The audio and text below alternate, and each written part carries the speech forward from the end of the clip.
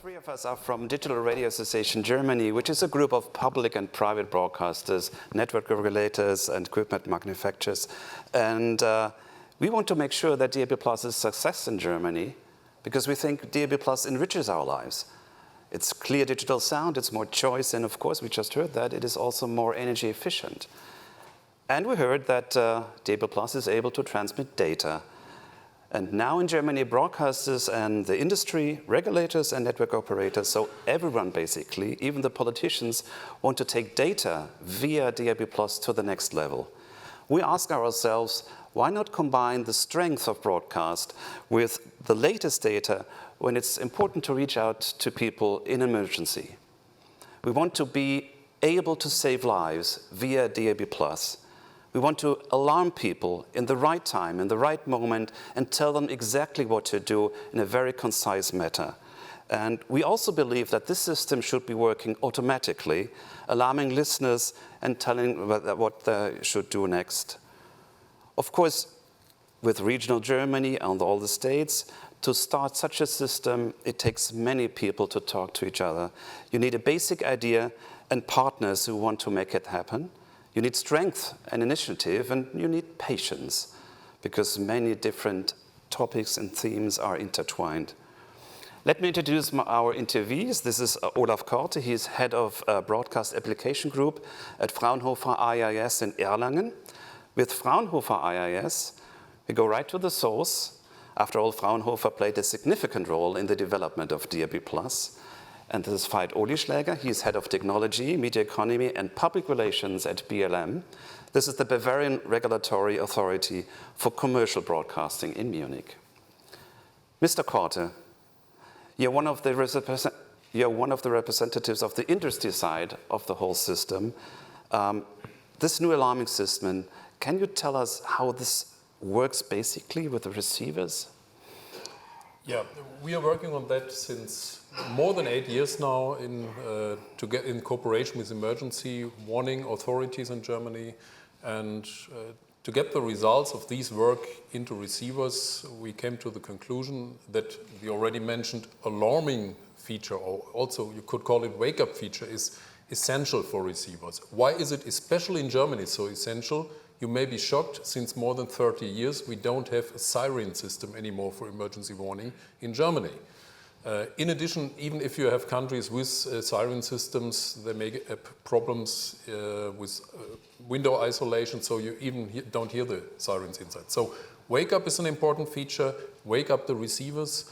Other important features are you don't want to overwarn your population, so you try to regionalize. You can do this by selecting the appropriate multiplex, which ideally only covers the affected area and nothing more. But then you need, of course, also a mechanism to switch receivers from one ensemble to this multiplex that gives the alert. And in addition, we also have in mind audibly disabled persons and foreign language persons. So we try to support them with more detailed text information also. It's good to know that, of course, warning messages in Germany, it's always a mix of warnings there. You get it on your smartphone, you hear something perhaps, and of course, in the future, your DAB radio might wake you up in the middle of the night and save you from a flood. So manufacturers are international, and of course, the Germans, even though they think they're Germans and they can do everything, no. We can only succeed on an international level. So this is important for us to bring the whole idea to WorldDAB and to the rest of Europe and Great Britain. How are things proceeding? Yeah, during the last year in the Digitalradio Deutschland Verein, we have developed a proposal for a specification for the just mentioned feature set, and we forwarded this in September to the WorldDAB steering board. And in the meantime, WorldDAB Technical Committee has set up a working group, a task force, to scope with the emergency warning. And the target is to get a specification for the feature set, on which base we can also set up a certification program to get two different kinds of receiver classes, one with the absolute essential functions and more advanced receivers that probably could have this mentioned multiple language text support, for people who want to spend a little bit more money for the receiver. And we expect to get the results out of this task force within the next, let's say 2 years. It takes some time to get a specification. And our hope is to get receivers in the mass market within the next 2 to 4 years that support these feature sets. I think it's important to say that, of course, we all try to not make receivers more expensive. The price level should not change with having integrated that feature. But if you're talking to industry partners, to regulators, things become complicated. How do you overcome obstacles? Yeah, in Germany we had set up 2 working groups for that, one more oriented on the technical aspects, and they're of course mainly focusing on receiver costs, on the receiver implementation complexity, but always having in mind what needs to be done to get a reliable and efficient warning system. And therefore, for example, you need this wake-up alarm feature. Without that, it doesn't really work. Then you are with that what you already have with the analog broadcast, yeah? But not more. And on the other hand, we have a working group that copes more with the media law, for example, with the requirements of the program providers and stuff like that. We have questions for Veit in a minute, but it's important to make sure that we do this for 2 reasons. One reason is because we believe DAB+ offers a better experience even in saving lives for the listeners. And secondly, to give politicians and officials another plus, as in DAB+, to keep the system alive, not to replace it by something else. Now, to Veit Olischläger, you are from BLM Munich, a regulator, and of course you are very close connected to public and private broadcasters. Mr. Olischläger, if an alarm needs to be put on air, what exactly do listeners hear and experience? Okay, first of all, let's have a look at who's involved in this situation. On one hand, we have the governmental agency called BBK. They are responsible for warning the entire nation. And on the other hand, we have local entities such as police or fire brigade. And these 2 bodies, it's more than 2 in fact, can bring a warning into the national warning system called MOVAS. In the future scenario, we try to connect this MOVAS system directly with the DAB multiplexers to get the warning within seconds on the air. This is our goal.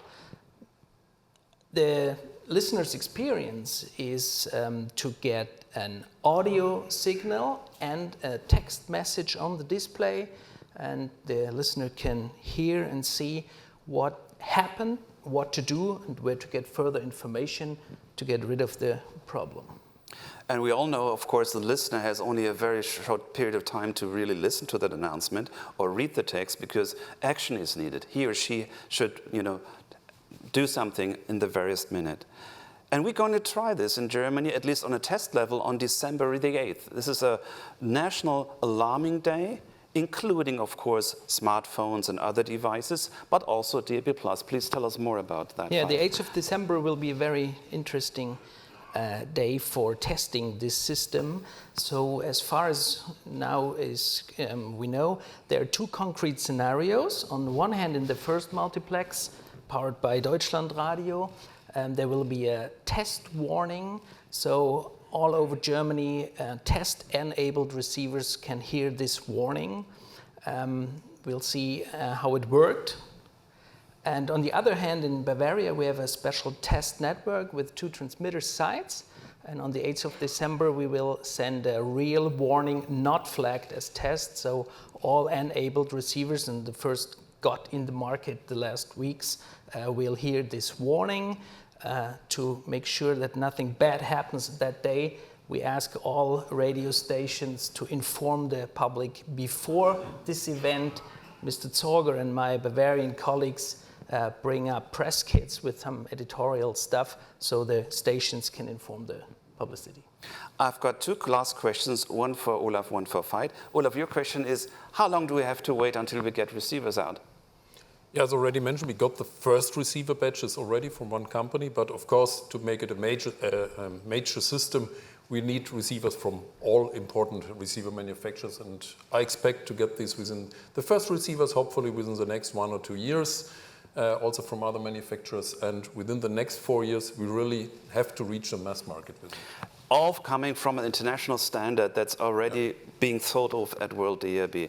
Now, Veit, your last question is, private and public radio, they compete for listeners do they agree on this, or is that, how do you, I ask him about obstacles, are things boiling, or are they doing well? Yeah, there's one topic we discussed between commercial and public broadcasters.